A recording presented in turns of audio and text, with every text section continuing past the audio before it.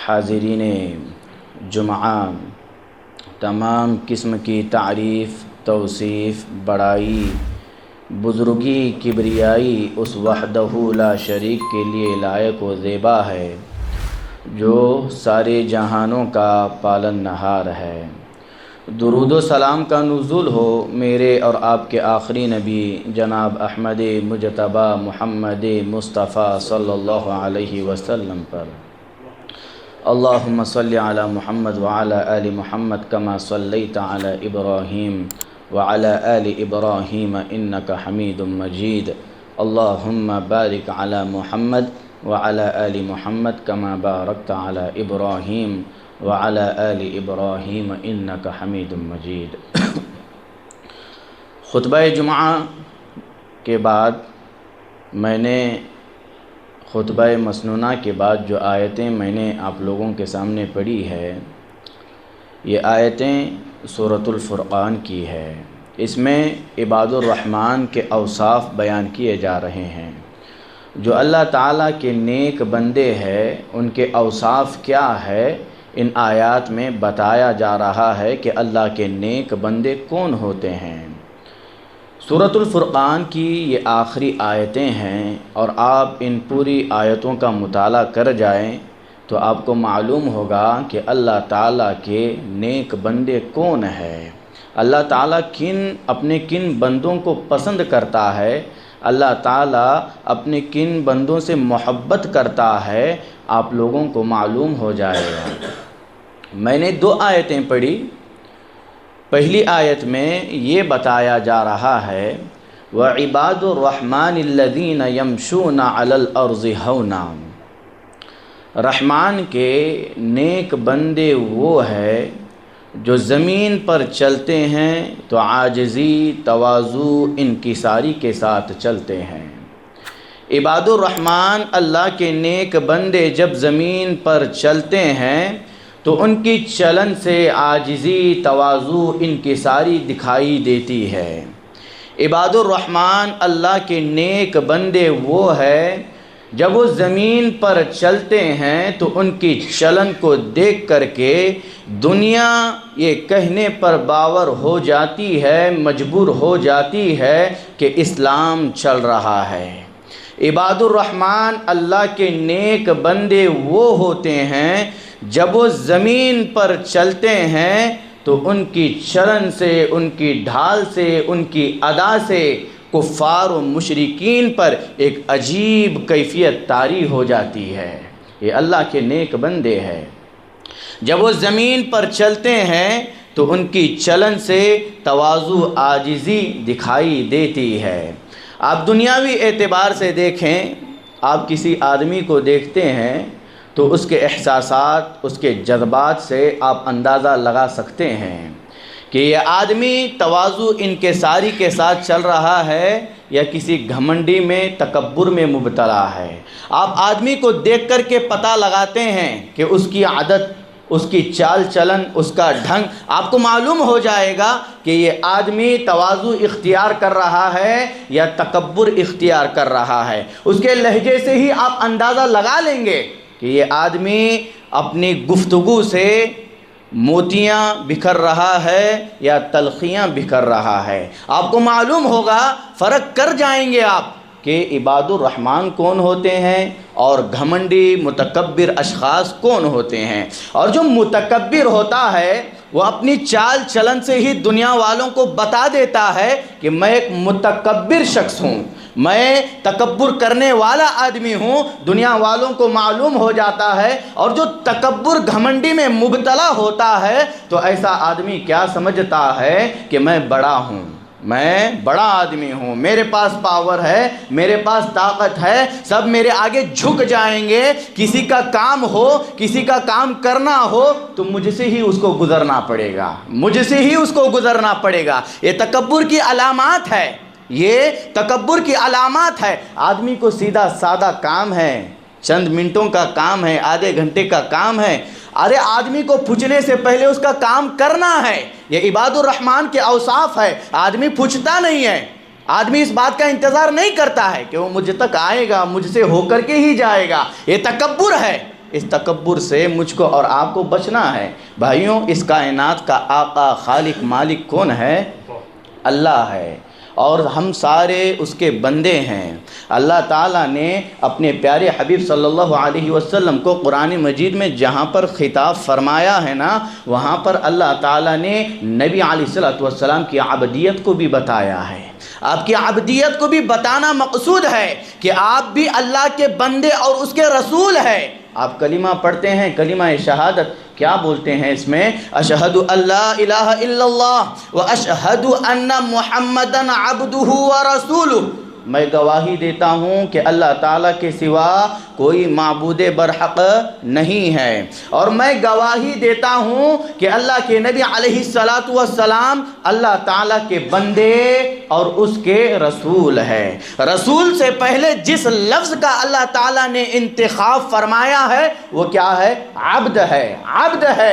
آپ کی عبدیت کو بتانا مقصود ہے، اور اسراء و معراج کے واقعے کو بھی آپ پڑھیں۔ اللہ تعالیٰ نے نبی علیہ السلام کو اسراء و معراج جو کروائی ہے، سبحان الذي اسرى بعبده ليلا من المسجد الحرام الى المسجد الاقصى الذي باركنا حوله لنريه من آیاتنا، اس آیت کریمہ میں بھی اللہ تعالیٰ نے پیارے حبیب صلی اللہ علیہ وسلم کے لیے جو لفظ استعمال کیا ہے وہ کیا ہے؟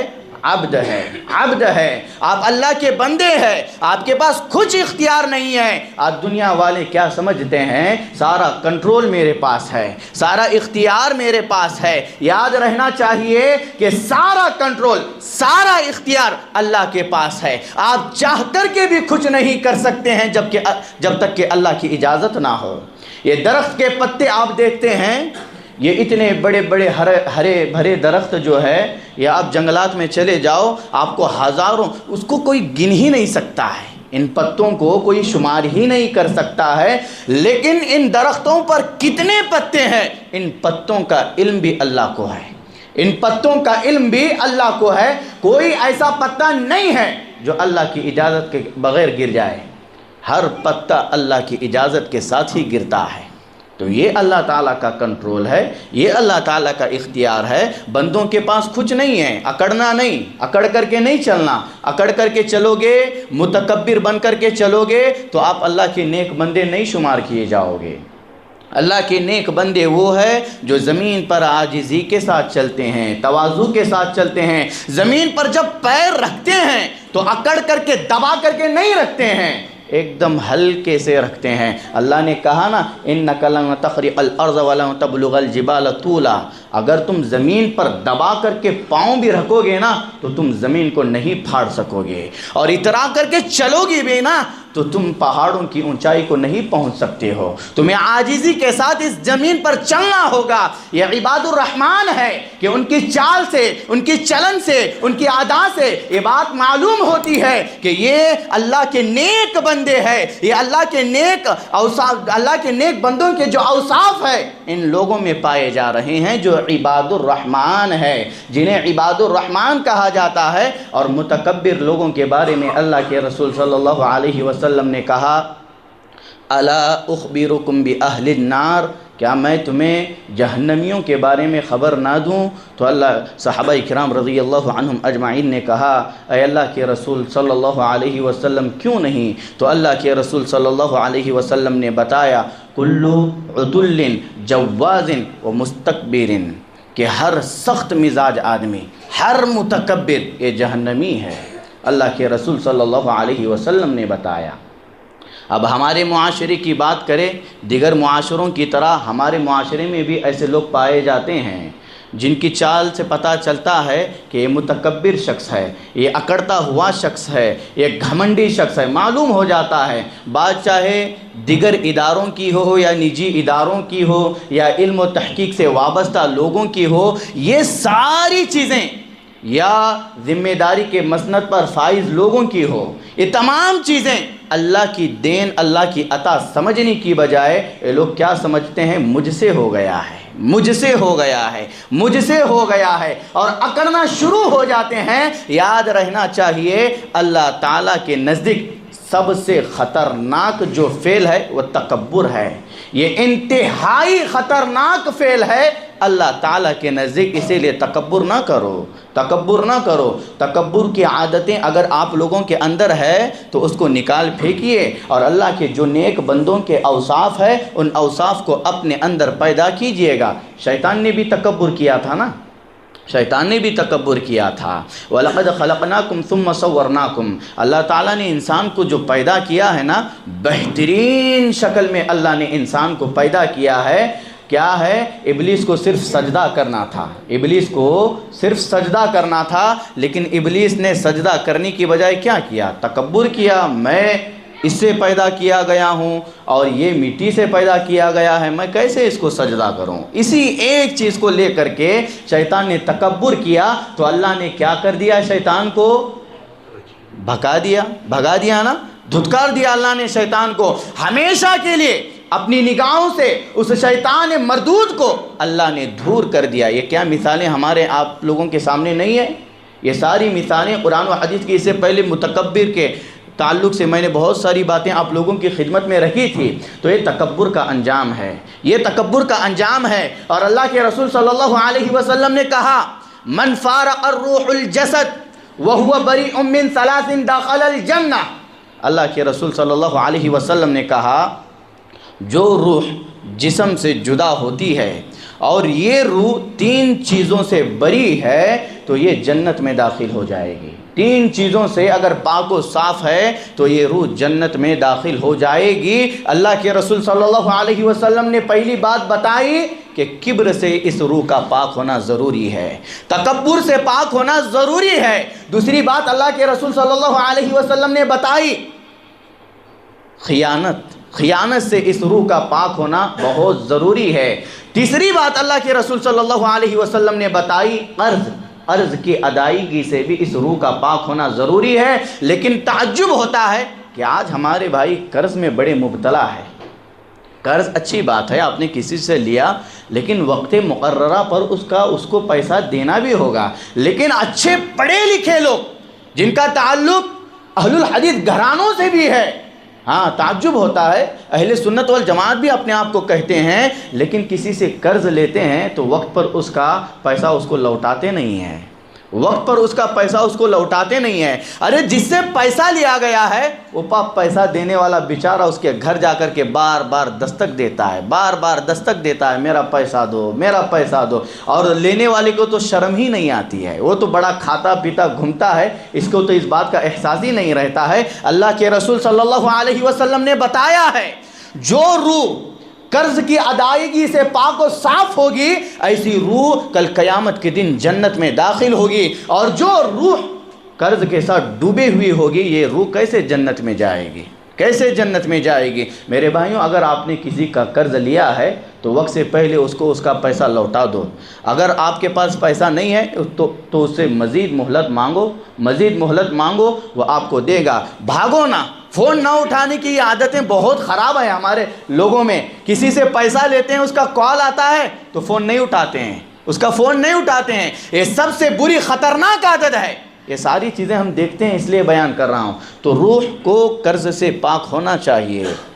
بھائی عباد الرحمن وہ ہوتے ہیں جب وہ زمین پر چلتے ہیں تو دنیا عش عش کرتی ہے، دنیا دنگ رہ جاتی ہے۔ یہ اللہ کے نیک بندے ہیں، معلوم ہو جاتا ہے کہ یہ عباد الرحمن ہے، یہ اللہ کے نیک بندے ہیں۔ ان کی چال چلن سے دنیا دنگ رہ جاتی ہے، کفار و مشرکین کہنے پر مجبور ہوتے ہیں کہ بھائی اسلام چل رہا ہے، یہ اللہ کے نیک بندے ہیں، لیکن ہماری چال چلن سے اسلامی شعائر ٹپکتے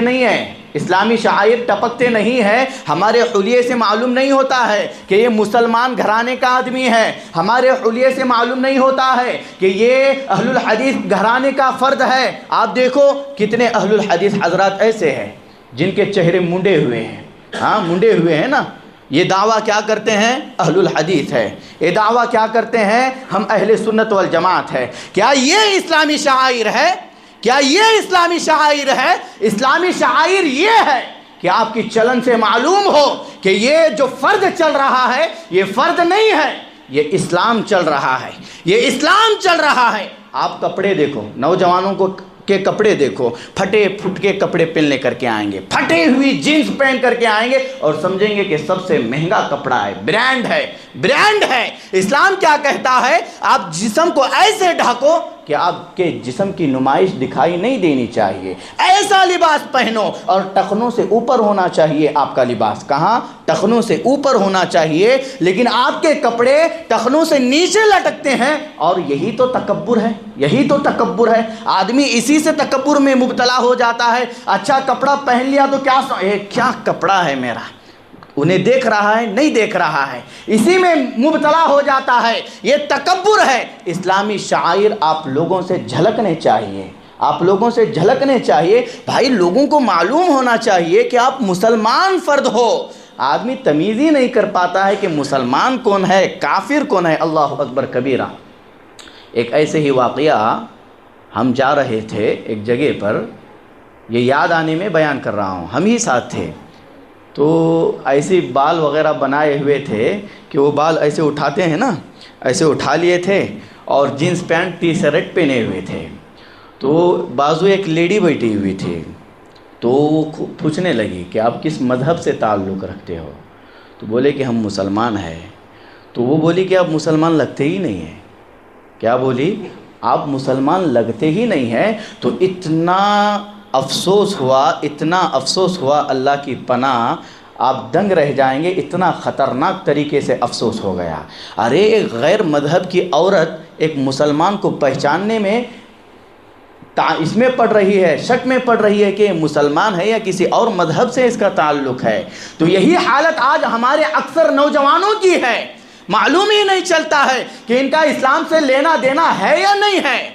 آپ دیکھو ان کا کتاب و سنت سے کوئی تعلق ہی نہیں ہے، بس جیسے زندگی بسر کر رہے ہیں، صبح اٹھ رہے ہیں، شام میں سو رہے ہیں، کھا رہے ہیں، پی رہے ہیں، اچھے سے اچھا پہن رہے ہیں، اور ان کا رہن سہن بھی ایسا ہوتا ہے جو بالکل اسلام سے ہٹا ہوا ہوتا ہے، اسلام سے ہٹا ہوا ہوتا ہے۔ تو غیر بھی کہیں گے یہ کیا مسلمان ہے، وہی اسلام ایسا ہے، اسلام پر انگلیاں اٹھائیں گے۔ کیوں؟ آپ لوگوں کی وجہ سے، آپ لوگوں کی وجہ سے اٹھائیں گے۔ اسی لیے میرے بھائیوں، عباد الرحمن کے جو اوصاف ہے وہ آپ اپنے اندر پیدا کیجئے گا، آپ اپنے اندر پیدا کیجئے گا۔ عباد الرحمن کی پہلی صفت یہ ہے کہ جب وہ زمین پر چلتے ہیں تو عاجزی، تواضع، انکساری کے ساتھ چلتے ہیں، تکبر میں مبتلا نہیں ہوتے ہیں، یہ پہلی صفت ہے۔ دوسری صفت کیا ہے عباد الرحمن کی، جس کو اللہ تعالیٰ نے قرآن مجید میں بیان کیا ہے، وہ ہے وَإِذَا خَاطَبَهُمُ الْجَاهِلُونَ قَالُوا سَلَامًا۔ جب عباد الرحمن کا سامنا کسی جاہل سے ہوتا ہے نا، تو عباد الرحمن اللہ کے جو نیک بندے ہیں وہ اس جاہل سے نہیں الجھتے ہیں، وہ اس جاہل سے نہیں الجھتے ہیں۔ الجھنے کے بغیر جاہل کتنا ہی کیوں نہ عباد الرحمن اللہ کے نیک بندوں سے الجھے، لیکن یہ عباد الرحمن اللہ کے جو نیک بندے ہیں یا اللہ کی جو نیک بندیاں ہیں وہ ان جاہلوں سے نہیں الجھتے ہیں، بس سلام کرتے ہیں، السلام علیکم ورحمۃ اللہ وبرکاتہ بول کر کے اپنی جگہ چھوڑ دیتے ہیں۔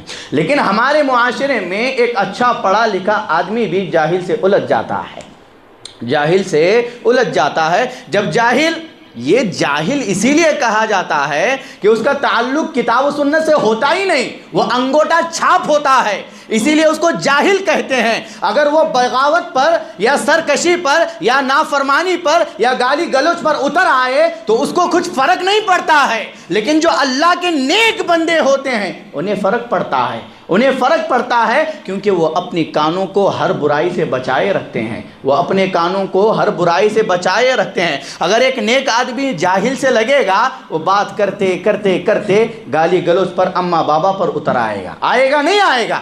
آئے گا۔ اسی لیے کیا کرتے ہیں، عباد الرحمن کی صفت ہے، اللہ نے بیان کی، عباد الرحمن کا جب سامنا ایسے لوگوں سے ہوتا ہے تو بس سلام کرتے ہیں اور اس راستے کو چھوڑتے ہیں اور گزر جاتے ہیں۔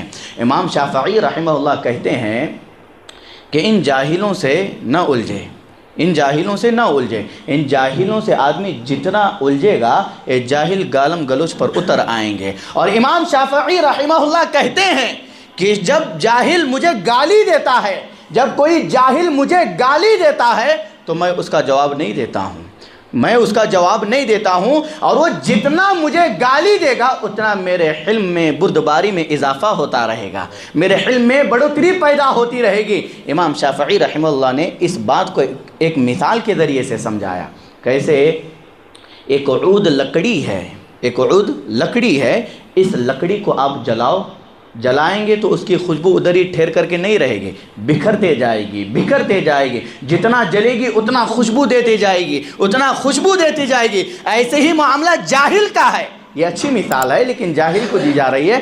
ایسے ہی معاملہ جاہل کا ہے، جتنا جاہل سے الجھو گے بات ختم نہیں ہوگی، ایسے ہی بات بڑھتی جائے گی، طول پکڑتی جائے گی، طول پکڑتی جائے گی، پھر مارا ماری توڑ پھوڑ ہو جائے گی۔ یہ جاہلوں کا حال ہے۔ اللہ کا نیک بندہ جو ہے وہ خاموش رہے گا، وہ کیا کرے گا؟ طاقت ہونے کے باوجود بھی اس کا جواب نہیں دے گا، کیونکہ اینٹ کا جواب پتھر سے دینا یہ کمال نہیں ہے۔ جب آدمی آپ سے الجھے تو آپ خاموشی سکوت اختیار کرے، یہی سب سے بڑا کمال ہے، یہی سب سے بڑا کمال ہے۔ اور یہ جو جاہل لوگ ہوتے ہیں نا، یہ بڑے ضدی ہٹ دھرمی ہوتے ہیں۔ شیطان نے حقیقت کا اعتراف کیا تھا لیکن حقیقت کو نہیں مانا۔ یہ جاہل لوگ نہ حقیقت کا اعتراف کرتے ہیں نہ حقیقت کو مانتے ہیں، یہ اپنی ضد پن میں شیطان کو بھی پیچھے چھوڑ دیتے ہیں۔ اتنے خطرناک ہوتے ہیں یہ جہالہ، یہ جاہل لوگ اتنے خطرناک ہوتے ہیں۔ ان کو کیا ہے، یہ لوگ کیا کرتے ہیں، بس ایک طرح سے فساد مچانے کے لیے یہ لوگ آتے ہیں۔ یہ لوگ آتے بھی ہیں تو فساد مچانے کے لیے آتے ہیں۔ آپ مسلمانوں کے جہاں جہاں شعائر ہوتے ہیں، جیسے تراویح کے معاملے کو لے لو یا عیدین کے موقع کو لے لو، جو اللہ کے نیک بندے ہوتے ہیں یہ پورا برسہ برس اللہ کی عبادت میں گزارتے ہیں، اللہ کی عبادت میں گزارتے ہیں۔ اور یہ جاہل کمبخت لوگ، کون؟ جاہل کمبخت لوگ، یہ لوگ کب آتے ہیں؟ تراویح کے وقت آتے ہیں یا پھر عیدین کے موقع پر آتے ہیں، اور آ کر کے خاموشی سے نماز پڑھ کر کے نہیں جاتے ہیں، فساد مچاتے ہیں، فساد کرتے ہیں، اختلافات پیدا کرتے ہیں۔ کیوں؟ کیونکہ ان کا تعلق کتاب و سنت سے ہے ہی نہیں نا، ہے ہوتا تو اس طرح کی حرکتیں وہ کبھی نہ کرتے۔ اسی لیے میرے بھائیوں، جب جاہلوں سے سامنا پڑے، وَإِذَا خَاطَبَهُمُ الْجَاهِلُونَ قَالُوا سَلَامًا، اگر جاہل کے ساتھ ملو تو جاہل نہ بننا، جاہل کے ساتھ ملو تو جاہل نہ بننا، ایک دم حسن اچھے طریقے کے ساتھ ان کو کیا ہے، کسی اور مقام پر کسی اور جگہ پر چھوڑ کر کے آنا اور سلام کرنا، السلام علیکم ورحمۃ اللہ وبرکاتہ۔ یہ عباد الرحمن کی دوسری صفت ہے کہ جب ان کا جاہلوں کے ساتھ سامنا ہوتا ہے تو وہ صرف سلام کرتے ہیں، آگے نہیں بڑھتے ہیں۔ تیسری صفت اللہ تعالیٰ نے قرآن مجید میں عباد الرحمن جو اللہ کے نیک بندے ہیں ان کی بیان کی، والذین یبیتون لربہم سجدا وقیاما، یہ اللہ کے جو نیک بندے ہیں یہ راتوں میں سجود اور قیام کر کے گزارتے ہیں، یہ اپنی راتیں سجود اور قیام کے ذریعے سے گزارتے ہیں، یہ اللہ کے نیک بندے ہیں۔ اب جس مہینے سے ہم گزر رہے ہیں یہ رمضان المبارک کا مہینہ ہے، اور عباد الرحمن کے اوصاف میں سے ایک صفت یہ بیان کی جا رہی ہے کہ عباد الرحمن کی جو راتیں ہوتی ہے وہ اللہ کے سامنے سجدے میں اور قیام کی حالت میں گزرتی ہے۔ اب رمضان ہو یا غیر رمضان ہو، آپ کو تراویح کا، قیام اللیل کا اہتمام کرنا ہے۔ اب لوگوں کے ذہنوں میں یہاں پر ایک اشکال پیدا ہوتا ہے، اب یہ لوگوں کا بھی واسطہ کتاب و سنت سے نہیں ہوتا ہے، ہوائی باتوں سے ان کا زیادہ تعلق ہوتا ہے۔ ہوا میں جو باتیں اڑ رہی ہے ان باتوں کو پکڑتے ہیں، کسی کو فارورڈ کر دیتے ہیں، دیکھو میں نے ثابت کر دیا۔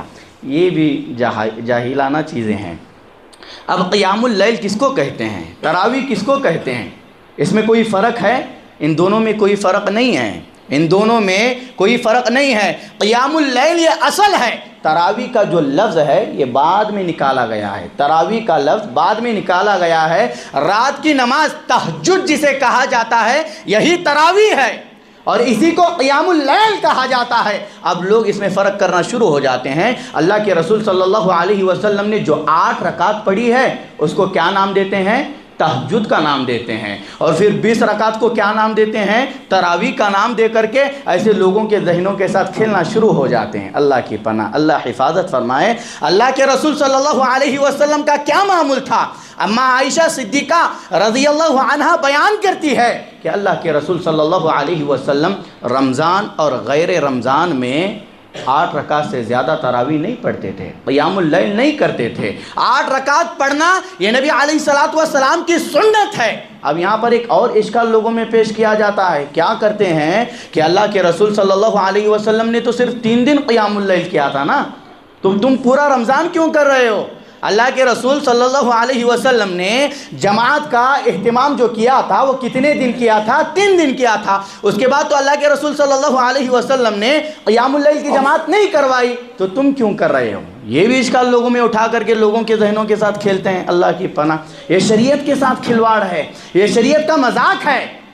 اللہ کے رسول صلی اللہ علیہ وسلم نے 3 دن قیام اللیل کا اہتمام کیا، پھر اللہ کے رسول صلی اللہ علیہ وسلم باہر نہیں آئے۔ صحابہ اکرام رضی اللہ عنہم اجمعین آپ کا انتظار کرتے بیٹھے ہیں، تو پوچھا گیا ہے اللہ کے رسول صلی اللہ علیہ وسلم آپ باہر کیوں نہیں آئے؟ تو اللہ کے رسول صلی اللہ علیہ وسلم نے بتایا کہ مجھے اس بات کا ڈر تھا کہ کہیں اللہ تعالیٰ اس نماز کو تم پر فرض نہ کر دے۔ مجھے کس بات کا ڈر تھا؟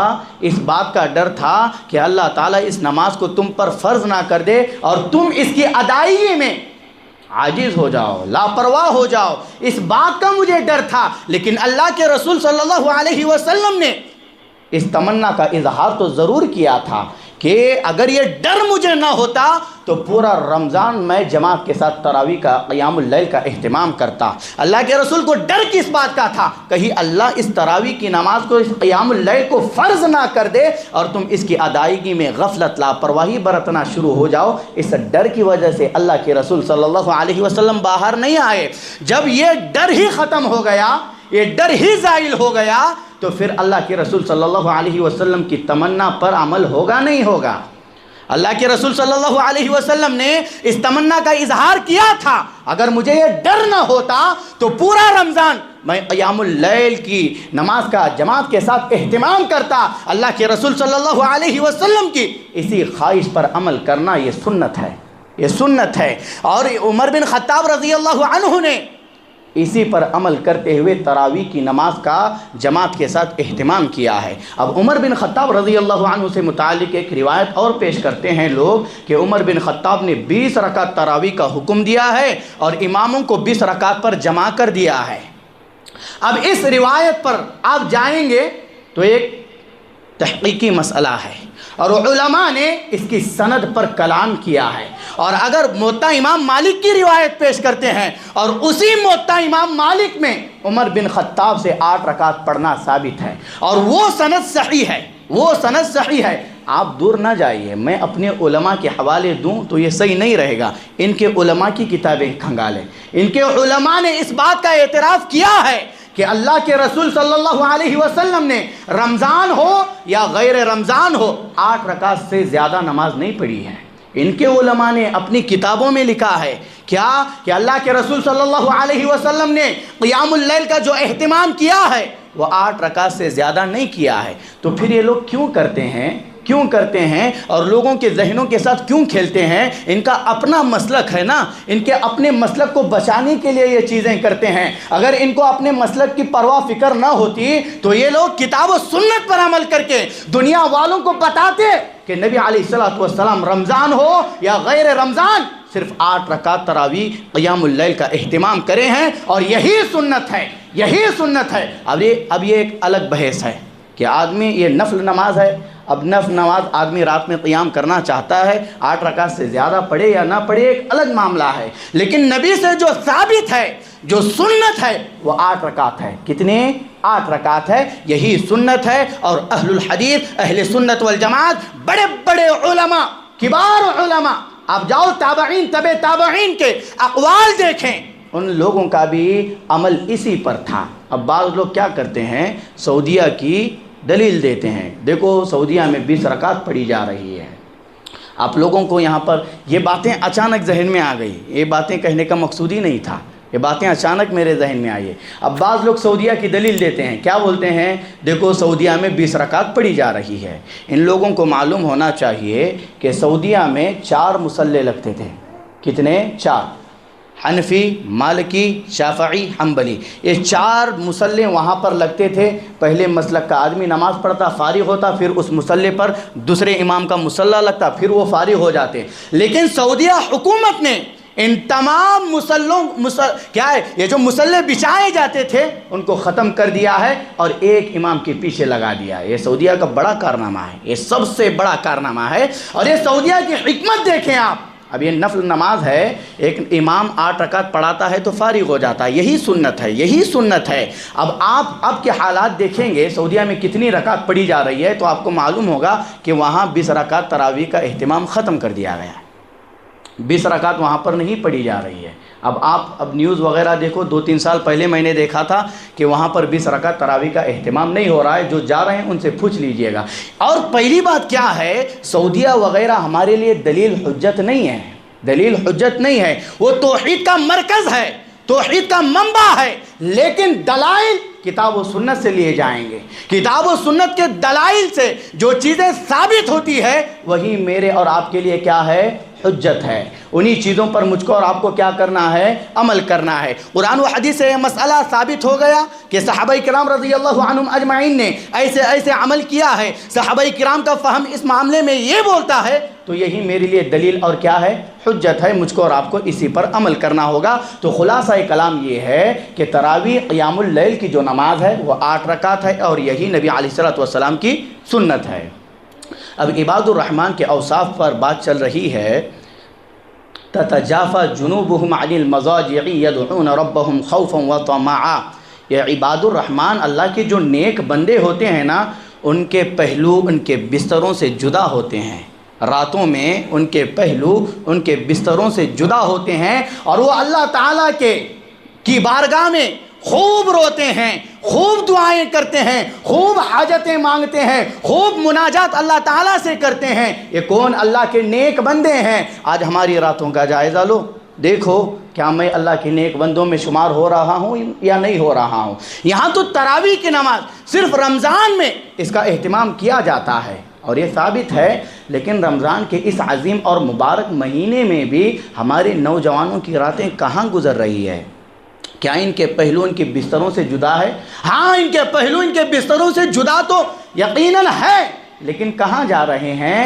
اللہ کی بارگاہ میں وہ نہیں آ رہے ہیں، اللہ کے سامنے ٹھہر کر کے قیام نہیں کر رہے ہیں، اللہ سے مانگ نہیں رہے ہیں، اللہ سے مناجات نہیں کر رہے ہیں، وہ بازاروں میں گپ شپ میں اپنا وقت گزار رہے ہیں، ہاں ٹائم پاس میں اپنا وقت گزار رہے ہیں۔ اب ٹائم پاس کرنے کے لیے کچھ نہیں تو یہ کچھ گیمز وغیرہ ہے، یہ پب جی وغیرہ کوئی یہ وغیرہ کھیلتے ہیں، وہ گیمز وغیرہ، اسی میں اپنا سارا وقت گزار رہے ہیں۔ یہ اللہ کے نیک بندوں کی نشانی نہیں ہے۔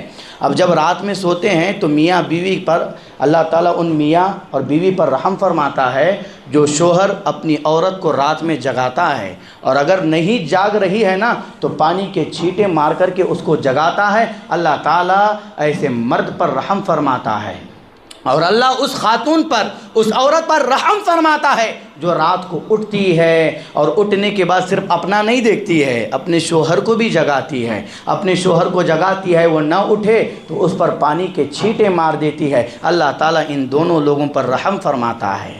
تو اپنی راتیں اللہ تعالیٰ کی عبادت میں گزاریں۔ یہ قیام اللیل کا یہ جو مہینہ ہے بہترین مہینہ ہے۔ اس مہینے کے گزر جانے کے بعد بھی یہ مہینہ آپ کو تہجد کا پابند بنا کر کے گزرتا ہے۔ آپ کی تہجد کسی حال نہیں چھپنی چاہیے۔ یہ اور بات ہے، آدمی بہت تھکا ماندہ ہے، بہت تھکا ہوا ہے، رات میں سو گیا، سارا دن کما کر کے آیا، یہ اور بات ہے، تھکے ہوئے سو گیا تو، لیکن میرے بھائیوں عام دنوں میں آدمی کی تہجد نہیں چھکنی چاہیے، تہجد کا پابند بن کے آدمی کو گزرنا چاہیے۔ اور یہ رمضان المبارک صرف تہجد کا پابند مجھ کو اور آپ کو نہیں بناتا ہے، نمازوں کا بھی پابند بناتا ہے، نمازوں کا بھی پابند بناتا ہے۔ یہ 5 وقتہ نمازیں مجھ کو اور آپ کو پڑھنی ہے، مجھ کو اور آپ کو پڑھنی ہے۔ ان 5 وقتہ نمازوں کا مجھ کو اور آپ کو مکلف بنایا گیا ہے۔ اب آپ رات میں مغرب اور عشاء میں دیکھیں، آپ عموماً رمضان کے موقع پر مسجدیں کھچا کھچ بھری رہے گی، پھر ظہر عصر وہی حال رہے گا، جو پہلے رہتا تھا۔ میرے بھائیوں، یہ جو مسجدیں بھر رہی ہے یہ سال کے 12 مہینے بھرنی چاہیے۔ آپ کام کاج کرتے ہو یہ اور بات ہے، لیکن آپ کی نمازیں صحیح العقیدہ اماموں کے پیچھے ہونی چاہیے۔ یہاں وہاں یہ کھیل مت کھیلیے گا۔ جو صحیح العقیدہ ہے، جس کا منہج صحیح ہے، ایسے علماء کو تلاش کرو، ایسے علماء کے پیچھے اپنی نمازیں پڑھو۔ آدمی قبر پرست ہے یار، اس کے عقیدے آپ کے سامنے کھل کر کے آ گئے ہیں، جو اللہ کا شریک بنا رہا ہے، ایسے امام کے پیچھے جا کر کے آپ نماز پڑھو گے؟ یہ تعجب کی بات نہیں تو اور کیا ہے؟ یہ اللہ کا احسان ہے، شکر ہے کہ آپ کے گاؤں میں اللہ تعالیٰ نے اتنا بہترین مرکز آپ کے ہاتھوں سونپے رکھا ہے۔ اس مرکز کی قدر و قیمت کو کون پہچانتا ہے؟ وہی پہچانے گا جس کے اندر منہج سلف کی کیا ہے، ایک طرح سے غیرت ہوگی۔ وہی آدمی اس مرکز کی اہمیت کو پہچانے گا۔ آپ کے آبا و اجداد نے اس مرکز کو سنبھالا ہوا ہے، تو یہ آپ کی ذمہ داری ہے کہ آپ اپنا کام کاج سب کچھ چھوڑ کر کے نمازوں میں یہاں پر شریک رہے۔ یہاں صحیح العقیدہ کتاب و سنت کے مطابق آپ کو تعلیمات دی جاتی ہے۔ آدمی کو وقت کیسے نہیں ملتا ہے بھائی؟ گھر کے بازو نماز ہے، وہی پڑھ لیا میں، ارے کتنا دور ہے یہ، کتنا دور ہے؟ آدمی بڑی آسانی کے ساتھ آ سکتا ہے۔ اور یہاں پر یہ بات بھی بتا دوں، یہ بات اچانک یاد آ گئی، یہ اللہ کی بندیاں ہیں، یہ اللہ کی بندیاں ہیں۔ جو خواتین ہماری مسجد کو آتی ہے، ان کے لیے دروازہ کھلا رکھنا چاہیے، ان کے لیے دروازہ کھلا رکھنا چاہیے۔ عباد الرحمن کے جو اوصاف میں بیان کر رہا ہوں، اس میں اللہ تعالیٰ کی بندیاں بھی شامل ہے، جو راتوں میں اٹھ کر کے قیام اور سجود کی حالت میں اللہ کے سامنے اپنے رات کو گزارتی ہے۔ اور قیام اللیل کے لیے یہاں پر ہماری عورتیں آ رہی ہیں۔ اور آپ جاؤ اہل الحدیث کی مساجد کا جائزہ لو، آپ کو عورتوں کے لیے خصوصی اہتمام ملے گا۔ اب یہ بات اتنی حد تک نہیں رہی ہے، اب آپ دیکھو تبلیغی علماء نے بھی اس دروازے کو کھولنے کی کوشش کر رہے ہیں۔ کچھ سالوں پہلے میں نے ایک نیوز پیپر پڑھا تھا، اس میں صراحت کے ساتھ ایک تبلیغی عالم نے لکھا ہوا تھا کہ اللہ کی بندیوں کو جب وہ مسجد آتی ہے تو نہ روکو، نہ روکو۔ ارے صحابہ کرام اللہ کی بندیوں کو مسجد سے روک رہے تھے تو بات چیت بند کر دیے، تم کون ہوتے ہو؟ اللہ کے رسول نے کہا ہے جب اللہ کی بندیاں اللہ کی مسجد کو، اللہ کے گھروں کو آ رہی ہے تو تم روکنے والے کون ہوتے ہو؟ کون ہوتے ہو؟ تمہیں کس نے اختیار دیا ہے کہ تم اللہ کی بندیوں کو اللہ کی مسجد سے روکو؟ بھائی یہ پورا ہفتہ اپنے گھروں میں رہتی ہے، اور ان کے لیے افضل جو جگہ ہے گھر ہے، وہ پورا ہفتہ گھر رہتی ہے۔ اب جمعہ، عید، یہ قیام اللیل کا جو اہتمام ہوتا ہے، ایسے مواقع پر ہی یہ خواتین آتی ہے۔ اب جب آتی ہے تو یہی ایک موقع ان لوگوں کے لیے، ان عورتوں کے لیے ہے کہ وہ یہاں سے خود سیکھ کر کے جاتی ہے۔ اگر آپ یہ دروازہ بھی بند کر دو گے تو پھر کہاں بازاروں میں لے جا کر کے کھڑا کرو گے عورتوں کو؟ اور عورتیں بازاروں میں گھومتی ہے، مالوں میں گھومتی ہے، تو اس پر کوئی اشکال نہیں اٹھائے گا، اس پر کوئی اعتراض نہیں کرے گا۔ جب اللہ کی بندیاں اللہ کے گھر کو آئے گی تو تم اعتراض کرو گے، شریعت کے خلاف اپنی زبانوں کو نکالو گے، اللہ کھینچ لے گا تمہاری زبانوں کو، اللہ کھینچ لے گا تمہاری زبانوں کو، اگر تم اللہ کی بندیوں کو اللہ کے گھروں سے روکو گے۔ کسی کو یہ اختیار نہیں ہے، اگر اللہ کی بندیاں یہ مسجد کو آنا چاہتی ہے تو انہیں آنے دو، نہ روکے۔ اگر روکو گے تو مجرم بن جاؤ گے۔ یہ تیسری صفت تھی۔ چوتھی صفت عباد الرحمن کی جو ہے، وہ رات میں جب قیام کرتے ہیں تو اس قیام کی حالت میں وہ اللہ تعالیٰ سے جہنم کے عذاب سے پناہ مانگتے ہیں۔ جہنم سے کپ کپی ان پر طاری ہو جاتی ہے۔ یہ عباد الرحمن کے اوصاف ہے، اور اللہ سے کہتے ہیں اے الہ العالمین، اس جہنم کے عذاب کو ہم سے پھیر دے، اس جہنم کے عذاب کو ہم سے پھیر دے۔ اگر تو پکڑنے پر آئے تو کون بچائے، اگر تو چھوڑ دے تو کون پکڑے؟ یہ اللہ کی طاقت ہے، یہ اللہ کی طاقت ہے۔ یہ جہنم اتنی خطرناک چیز ہے جو اللہ نے اپنے سرکش بندوں کے لیے، کافروں کے لیے، مشرکوں کے لیے تیار کر رکھی ہے۔ یہ جہنم کے 70,000 لگام ہے۔ کتنی؟ 70,000 اس کی لگامیں ہیں، اور ہر لگام کو 70,000 فرشتوں نے پکڑا رکھا ہے۔ ہر لگام کو 70,000 فرشتوں نے پکڑ رکھا ہے جو اسے کھینچ کر کے لاتے ہیں۔ اللہ کے رسول صلی اللہ علیہ وسلم نے کہا جو چیزیں مجھے دکھائی گئی ہے، اگر وہ چیزیں آپ دیکھو گے نا تو کم ہنسو گے اور زیادہ رو گے۔ آدمی کا جینا مشکل ہو جائے گا۔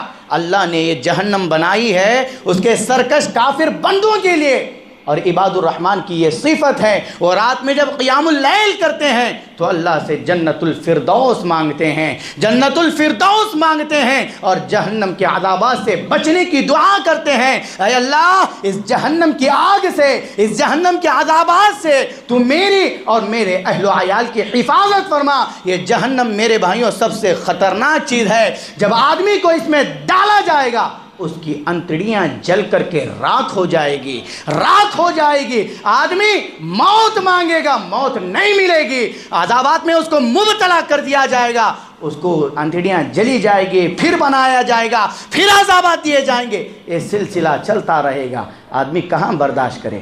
ہاں، دنیاوی آگ کا ایک ٹکڑا اڑ کر کے ہوا سے آ کر کے آدمی کے جسم پر لگے تو آدمی کو بے چینی ہونا شروع ہو جاتی ہے، رے رے رے پکڑنا شروع ہو جاتا ہے آدمی اپنے جسم کے وہاں حصے کو۔ بولو جہنم کی آگ کتنی خطرناک ہوگی، کتنی خطرناک ہوگی جہنم کی آگ۔ اسی لیے میرے بھائیوں، عباد الرحمن کی یہ اوصاف ہے کہ وہ جہنم کے عذابات سے بچنے کی اللہ تعالیٰ سے دعا کرتے ہیں۔ اس کے علاوہ اور بھی بہت سارے اوصاف ہے، آپ قرآن مجید سورہ فرقان کا مطالعہ کیجئے گا، آپ کو بہت سارے اوصاف ملیں گے۔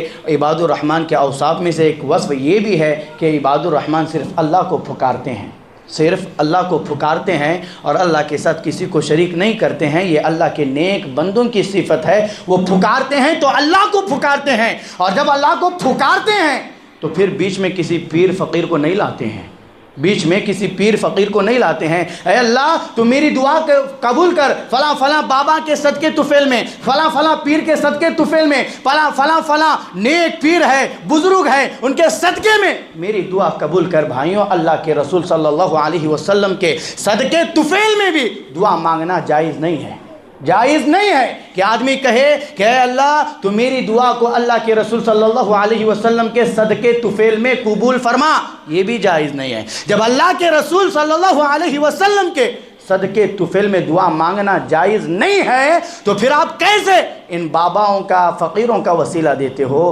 ڈرو میرے بھائیوں، اللہ سے ڈرو۔ یہ پیر فقیر اپنے جھولیاں بھر رہے ہیں، حقیقت کو دیکھو، حقیقت کی نگاہوں سے دیکھو، لوگوں کا پیسہ لوٹ رہے ہیں۔ ان کے لمبے لمبے بال، ہم نے ایسے بھی لوگوں کو دیکھا ہے جو ایک ہاتھ میں بیڑی لیتے ہیں اور ایک ہاتھ میں وہ دھویں کا جو یہ رہتا ہے وہ لے کر کے گلی گلی گھومتے ہیں اور دکانوں میں ادان دیتے پھرتے ہیں، اور لوگ بڑے اس سے کیا ان کا استقبال کرتے ہیں، آؤ پیر صاحب، آؤ پیر صاحب۔ وہ دھواں دیکھتے ہیں اور ہاتھ میں بیڑی ہوتی ہے، وہ خود ان کی جھولی میں ڈالتے ہیں، وہ آگے گزر جاتے ہیں۔ ہم نے دیکھا ہے، ہم نے دیکھا ہے، یہ حقیقت ہے یا نہیں معلوم، آپ نے دیکھا ہے یا نہیں مجھے نہیں معلوم، لیکن ہم نے دیکھا ہے یہ دھواں دینے والے لوگ بھی باہر پھرتے ہیں، ان کے بال بڑے لمبے ہوتے ہیں، ہرا پٹکا پہنے ہوتے ہیں اور ہاتھوں میں بیڑیاں پکڑتے ہیں۔ آپ ایسے لوگوں کو پیر بولو گے؟ ایسے لوگوں کو فقیر بولو گے؟ اللہ سے ڈرو، اللہ سے ڈرو، خود ولی بن جاؤ، خود ولی بن جاؤ۔ کیوں ان سرکش شیاطین کا سہارا لے رہے ہو؟ خود ولی بن کر کے اللہ کی زمین پر چلو، خود ولی بن کر کے اس دنیا سے اٹھو، مرو۔ ارے اللہ نے قرآن میں اولیاء اللہ کی صفات بیان کیے ہیں، ابھی آپ نے سنے عباد الرحمن کس کو کہا جاتا ہے کہ آپ کو ایسے بننا نہیں ہے، آپ کو ایسے بننا نہیں ہے۔ ارے فلاں فلاں کا آنچل کہاں پکڑو گے؟ قیامت کا دن کیسا ہوگا جب جہنم کو لایا جائے گا؟ بہت لمبا موضوع ہے، وقت جا رہا ہے، مختصر سی بات کہوں گا۔ قیامت کا دن انبیاء اکرام سب نفسی نفسی کے عالم میں رہیں گے، اور آپ سمجھتے ہو کہ یہ پیر مجھے بچائے گا، یہ فقیر مجھے بچائے گا؟ ارے امام الانبیاء کے پاس سب نبی اپنی امتوں کو بھیجیں گے، امتیں کہاں؟ امام الانبیاء کی طرف رخ کرنے کے لیے کہا جائے گا۔ حضرت ابراہیم علیہ السلام خود وہاں پر پریشان رہیں گے، اور آپ کہتے ہو کہ یہ پیر فقیر ہمیں بچائیں گے؟ انبیاء کا حال یہ ہے تو آپ کیسے اعتماد، کیسے بھروسہ کرتے ہو؟ تھوڑا ذہن سے سوچو سمجھو۔ یہ بار میں باتیں آپ لوگوں کی خدمت میں پیش کر رہا ہوں۔ اندھے بن کر کے نہ گھومو، اندھے بن کر کے گھومو گے تو انجام بھی ویسے ہی ہوگا جیسے تم چاہتے ہو۔ اسی لیے اللہ کے نیک بندے بن کر کے اس دنیا سے رخصت ہو۔ میرے بھائیوں، میری ماؤں بہنوں بھی غور سے سنیے گا، اپنے بچوں کی پرورش شرک میں نہ ہونے دیں، اپنے بچوں پر شرک کی چھاونیاں بھی نہیں پڑنی چاہیے۔ اتنی پرورش، اتنی تربیت اپنے بچوں کی کرو۔ آپ دیکھو آپ کے بچے کس کے ساتھ اٹھ رہے ہیں، بیٹھ رہے ہیں، ماں کا سب سے اہم رول ہے، ماں کا رول اگر صحیح نہیں ہے تو بچہ بگڑ جائے گا، بچہ برباد ہو جائے گا، بچہ فساد مچائے گا۔ مائیں غور کرو، اپنے گھروں کا جائزہ لو، اپنے بچوں کو دیکھو۔ میں بہت سارے بچوں کے ہاتھوں میں تعویذیں کڑے دیکھتا ہوں، یہاں پر بہت سارے بچوں کے ہاتھوں میں دیکھتا ہوں، یہ کیوں خرابیاں ہیں؟ ارے جو اللہ پر آپ کو اعتماد بھروسہ نہیں ہے، ارے جو چیز اللہ کرے وہ ایک دھاگا کر گزرے گا۔ ارے اللہ پاس اتنی طاقت، اتنی قدرت ہے کہ وہ آپ کو ہر مصیبت سے، ہر پریشانی سے بچا سکتا ہے، اور تو تم دھاگا کڑا اس اعتماد، اس عقیدے کے ساتھ باندھتے ہو کہ یہ دھاگا تمہیں اس مصیبت سے بچائے گا۔ اللہ کی پناہ، یہ کتنا اندھا اعتماد ہے، کتنا اندھا اعتماد ہے۔ اب بولیں گے کہ بچوں کو یہ اس لیے ڈالے ہیں کہ ان کو ہیٹ زیادہ ہو رہی ہے، گرمی زیادہ ہو رہی ہے، یہ تانبے کے لوہے کے کھچ ڈالتے ہیں۔ نہ ڈالو میرے بھائیوں، کھچ نہ پناؤ، کھچ نہ پناؤ۔ ارے اس وقت کی گرمی کیا اس سے بڑھ کر کے آج کی گرمی ہے؟ کیا دور صحابہ میں بچے بچیاں پیدا نہیں ہوئی؟ کیا انہوں نے یہ دھاگے کڑے ڈالے؟ تو تم کیوں ڈالتے ہو؟ کیوں ڈال کر کے جہنم کے عذابات کے قریب پہنچ رہے ہو؟ اگر آپ اپنے بچوں کو پیدا ہونے کے بعد یہ ساری حرکتیں کر رہے ہو تو اپنے بچوں کو بھی بچاؤ، اپنے آپ کو بھی بچاؤ۔ یہ ایک دین کا داعی، خادم آپ کے دلوں پر دستک دے رہا ہے کہ وقت کہیں ایسا نہ ہو جائے کہ آپ اسی شرک میں مبتلا ہو کر شرک کرتے کرتے اس دنیا سے رخصت ہو جاؤ اور اللہ تعالیٰ کے عذابات کا شکار ہو جاؤ۔ اللہ تعالیٰ ہم تمامی حضرات کی حفاظت فرمائے۔ خلاصہ کلام یہ ہے کہ عباد الرحمن کے اوصاف پر ہم نے کچھ صفتیں آپ لوگوں کے سامنے رکھی۔ عباد الرحمن جو اللہ کے نیک بندے ہوتے ہیں، جب وہ زمین پر چلتے ہیں تو عاجزی کے ساتھ، تواضع کے ساتھ چلتے ہیں، گھمنڈ تکبر نہیں اپناتے ہیں۔ دوسری صفت ہم نے بیان کی کہ عباد الرحمن کا جب سامنا جاہل لوگوں سے ہوتا ہے تو سلام کر کے آگے گزر جاتے ہیں۔ تیسری صفت عباد الرحمن کی جو راتیں ہیں وہ اللہ تعالیٰ کے سامنے قیام اور سجود کی حالت میں گزرتی ہے۔